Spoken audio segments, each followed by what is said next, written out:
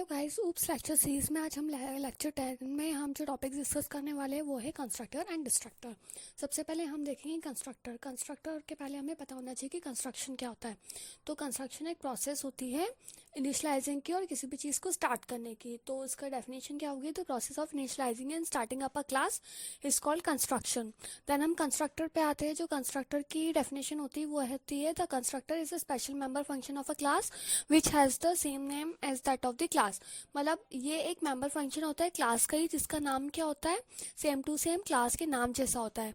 और then next point है it is automatically invoked when we declare और create new object of the class. जब हम class का कोई भी ऑब्जेक्ट बनाते हैं तो वो अपने आप क्या हो जाता है? कॉल्ड हो जाता है, इन्वोक हो जाता है। Then it is called a constructor because it construct the value of the data member of the class. अब इसको कंस्ट्रक्टर क्यों बोलते हैं? क्योंकि वो डेटा मेंबर्स जो होते हैं क्लास के उनकी वैल्यू को कंस्ट्रक्ट करता है। नेक्स्ट हम देखेंगे इसकी स्पेशल कैरेक्टरिस्टिक्स क्या क्या होती है कंस्ट्रक्टर की। सबसे पहले ये होती है कि उसे हम पब्लिक सेक्शन में ही उनको हम डिक्लेयर करते हैं, वो प्राइवेट सेक्शन में डिक्लेयर नहीं हो सकते। सेकेंड पॉइंट ये है जब भी हम कोई ऑब्जेक्ट बनाते हैं वो ऑटोमेटिकली क्या हो जाते हैं? कॉल्ड हो जाते हैं। थर्ड ये होते हैं कि उनका कोई भी रिटर्न टाइप्स नहीं होता। रिटर्न टाइप मतलब जैसे हम कोई भी फंक्शन बनाते हैं उसका हम कोई ना कोई रिटर्न टाइप देते हैं। नहीं कुछ रिटर्न टाइप तो हम डायरेक्टली वॉइड दे देते हैं। तो यहाँ पे ना कोई रिटर्न टाइप होगा ना कोई वॉइड होगा और इसके साथ साथ वो कोई वैल्यू भी रिटर्न नहीं करेंगे। फोर्थ पॉइंट है अगर they can not be inherited through a derived class और class can call the base class constructor. ये इनहेरिट नहीं हो सकते। अगर कोई इनहेरिटेड क्लास का अगर हम कोई ऑब्जेक्ट बनाते हैं तो वो जो है होती है उसकी बेस क्लास से कंस्ट्रक्टर कॉल हो जाता है। Then fifth point like other C plus plus function they can have default arguments. उसके हम कुछ ना कुछ डिफॉल्ट आर्ग्यूमेंट्स पास करवा सकते हैं।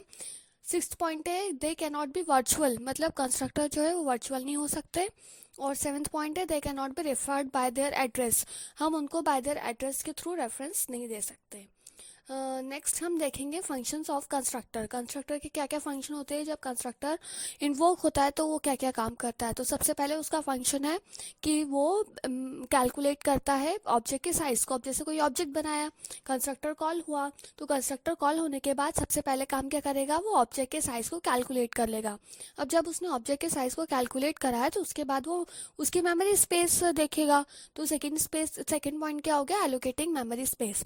Third point calling and initialising code for a super class. अगर कोई क्लास है तो पहले मेन क्लास का कोड रन होगा, देन उसके बाद अगर कोई इनहेरिटेड क्लास है तो उसका कोड इनिशियलाइज होगा।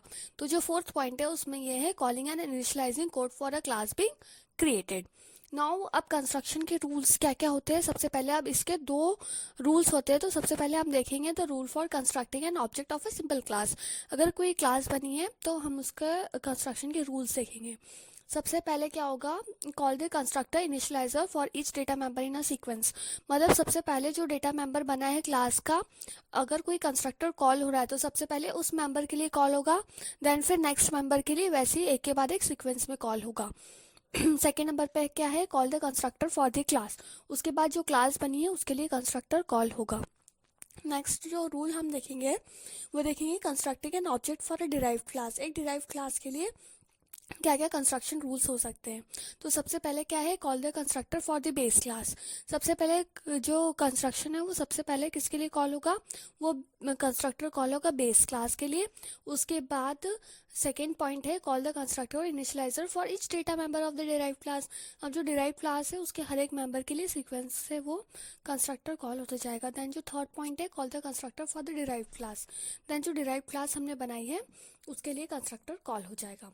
नाउ नेक्स्ट स्लाइड में हम देखेंगे कि सिंटेक्स क्या होता है कंस्ट्रक्टर का। सबसे पहले हमने एक क्लास बनाई है जिसका नाम है क्लास नेम, और इसके बाद हमने जो पब्लिक सेक्शन में जो हमने चीज़ दी है वो है क्लास नेम। क्लास नेम नाम का हमने कंस्ट्रक्टर बनाया है जो कि पब्लिक सेक्शन में बनाया है, क्योंकि हमें पता है जो कंस्ट्रक्टर होता है वो सिर्फ और सिर्फ पब्लिक क्लास में बनाते हैं। देन उसका कंस्ट्रक्टर का कोड, हमें जो भी कोड उसके अंदर लिखना है, उसके बाद अदर फंक्शंस और वेरिएबल्स अगर हमें प्रोवाइड करने हैं तो वो। देन क्लास की ending with the semi colon. Then हम देखेंगे next types of constructor. Constructor के क्या क्या टाइप्स होते हैं। तो सबसे पहले होता है default constructor, then parameterise constructor, then copy constructor. अब इन कंस्ट्रक्टर को हम सीक्वेंस में डिटेल में देखते जाएंगे। सबसे पहले है डिफ़ॉल्ट कंस्ट्रक्टर। अब डिफ़ॉल्ट कंस्ट्रक्टर है तो क्या क्या काम करेगा ये हम देखेंगे। अ default constructor does not have any parameter, सबसे पहले इसमें कोई पैरामीटर ही पास नहीं होता है, और अगर कोई पैरामीटर पास भी हो तो उनकी वैल्यू क्या होगी, वो डिफ़ॉल्ट वैल्यू को ही रिप्रेजेंट करेंगे। अब कंस्ट्रक्टर को डिफाइन करने का जो सिंटेक्स क्या होता है, सबसे पहले हम कोई क्लास बनाते हैं। क्लास के बाद हमने यहाँ पे कोई क्लास बनाई है जिसका नाम हमने दिया है क्लास नेम। उसके बाद पब्लिक सेक्शन में हमने डिफ़ॉल्ट कंस्ट्रक्टर बनाया है क्लास नेम, जो कि सेम टू सेम किस नाम का होगा, क्लास के नाम का होगा। देन उसके बाद other members declaration, then closing of the class name.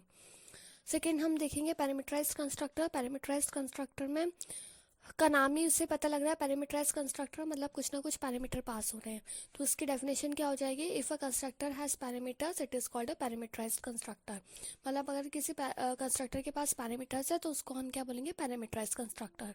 Then parameterise constructor assist in initialising value when an object is created. जब ऑब्जेक्ट बनेगा तो उसके लिए हम वैल्यूज़ प्रोवाइड करने के लिए ये असिस्टेंट प्रोवाइड करते हैं।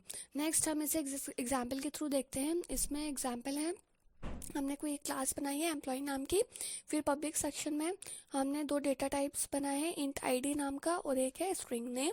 उसके बाद एम्प्लॉय, अब जो एम्प्लॉय है यहाँ पे ये कंस्ट्रक्टर है क्योंकि सेम टू सेम किसके नाम का है, क्लास के नाम का है। तो हमने यहाँ पे एम्प्लॉय कंस्ट्रक्टर बनाया है कि जो पैरामीटराइज्ड है क्योंकि इसमें दो पैरामीटर पास हो रहे हैं, int ID and int N. अब इंट आई में हम आईडी में हम आई की वैल्यू दे देंगे, नेम में हम एन की वैल्यू दे देंगे। देन वॉइड डिस्प्ले फंक्शन बनाया हम इन दोनों को डिस्प्ले करवाने के लिए। उसके बाद इंट मेन फंक्शन है, उसमें हमने वैल्यू एम्प्लॉय ई1 मतलब एक ऑब्जेक्ट बना लिया ई1। अब जैसे यहाँ पे ऑब्जेक्ट बनेगा वैसे की वैसे वो कंस्ट्रक्टर कॉल हो जाएगा। देन हमने ई1 ई2 की वैल्यू दे दी है, देन डिस्प्ले फंक्शन को कॉल कर लिया है। अब इसके आउटपुट में क्या होगा, इसके आउटपुट में सबसे पहले यहाँ पे बनाए हैं ऑब्जेक्ट ई1, तो ऑब्जेक्ट ई1 बनाया तो सबसे पहले ई1 के लिए कंस्ट्रक्टर कॉल होगा, ई1 के लिए कंस्ट्रक्टर कॉल हो गया। उसके बाद ई1 डिस्प्ले फंक्शन कॉल करा तो हमने ई1 डिस्प्ले फंक्शन के लिए जो भी ई1 की वैल्यू हमने पास करवाई थी वो पास हो गई। देन ई2 डिस्प्ले हमने कॉल करा तो सेकंड के लिए जो बनेगा वो कंस्ट्रक्टर कॉल हो जाएगी, फिर सेकंड की वैल्यू प्रिंट हो जाएगी, तो इसका आउटपुट हो जाएगा। नेक्स्ट हम देखेंगे थर्ड जो है हम देखेंगे कॉपी कंस्ट्रक्टर। कॉपी कंस्ट्रक्टर में सबसे पहले नेम ही हमें बता रहा है, copy means a copy constructor is like a normal parameterised constructor but which parameter is the same as that of class object. Class object के जो पैरामीटर्स होते हैं उनके पैरामीटर सेम टू सेम वही होंगे। Copy constructor uses to initialize an object using another object of the same class. Copy constructor दूसरे object को initialize करता है किसका यूज़ करके, अनदर ऑब्जेक्ट का यूज़ करते हैं जो कि सेम क्लास को बिलोंग करते हैं। अब कॉपी कंस्ट्रक्टर यूज़ क्यों होता है हम उसकी यूजेस देख लेते हैं। Initialize one object from another of the same class, हम एक ऑब्जेक्ट को इनिशियलाइज करते हैं दूसरे ऑब्जेक्ट का यूज़ करके जो कि सेम क्लास को बिलोंग करते हैं। थर्ड पॉइंट है, सेकेंड पॉइंट है name copy an object to pass it as an argument to a function. हम उससे कॉपी कंस्ट्रक्टर का यूज़ करके उसके आर्ग्यूमेंट्स को हम पास करवाते हैं। Then copy an object to return it from a function, और फिर उस की कॉपी बना के हम उसे फंक्शन के थ्रू रिटर्न करवा सकते हैं। Then a copy constructor is a member functions which initializes an object using another object of the class. मतलब इसकी डेफिनेशन ही होगी, सेकंड फॉर्म में हम इससे देखेंगे। अ copy constructor is a member function, एक मेंबर फंक्शन होता है जिसे हम ऑब्जेक्ट का यूज़ करते हैं अनदर ऑब्जेक्ट का जो कि सेम क्लास से बिलोंग होता है।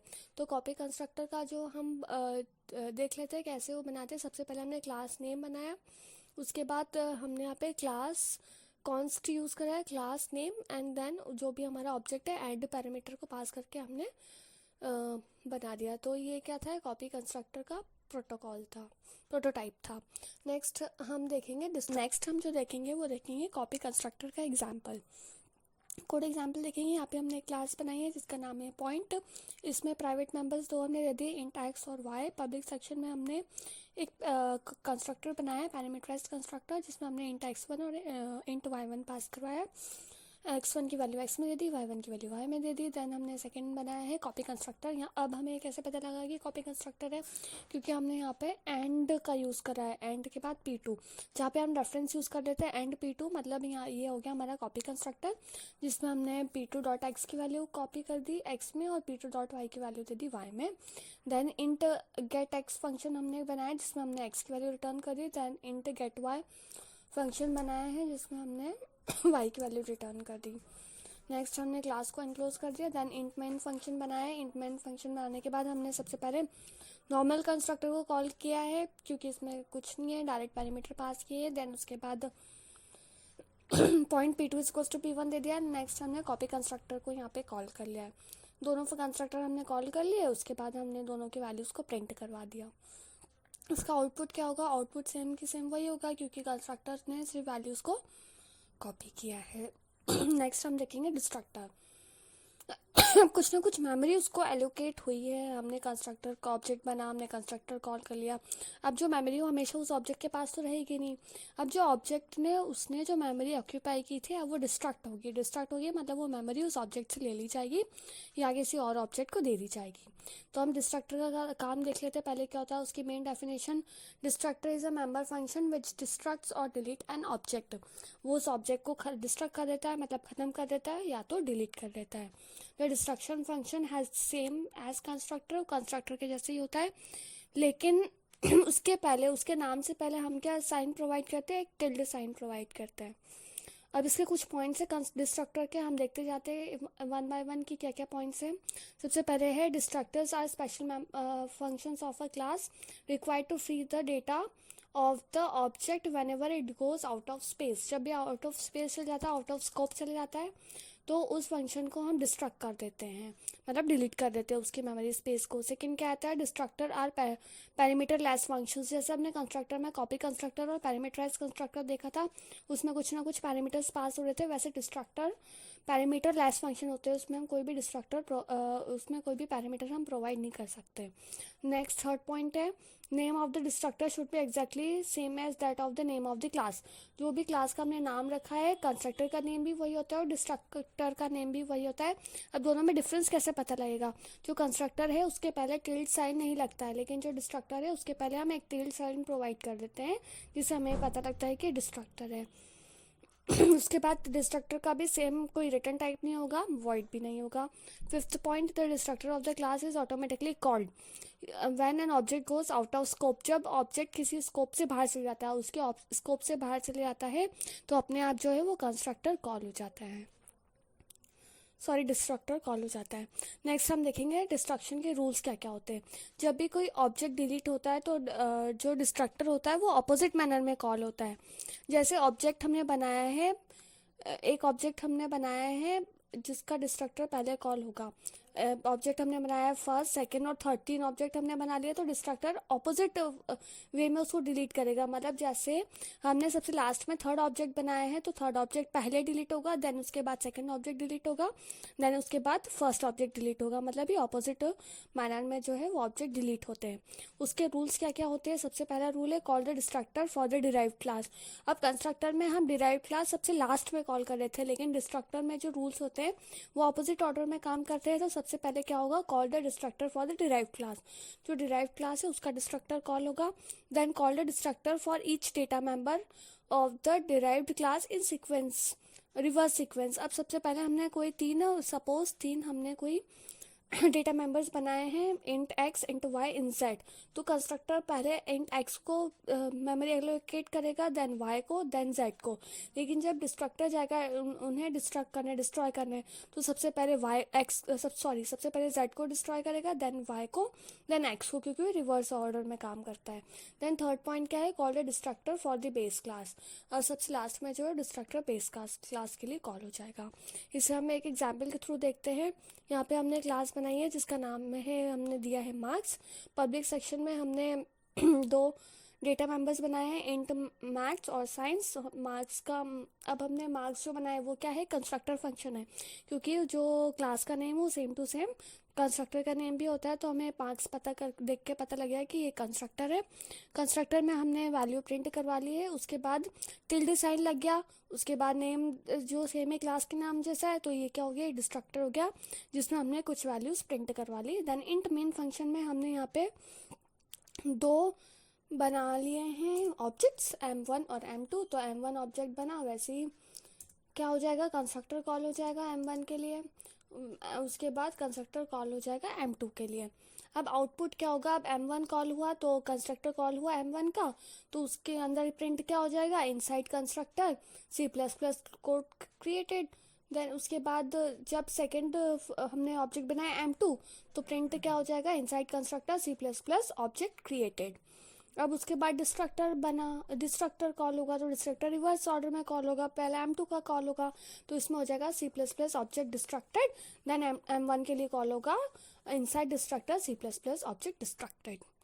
So guys, it's all about constructor and destructor. Hopes you like the video. Thank you. Please do subscribe, share and like the video. Thank you.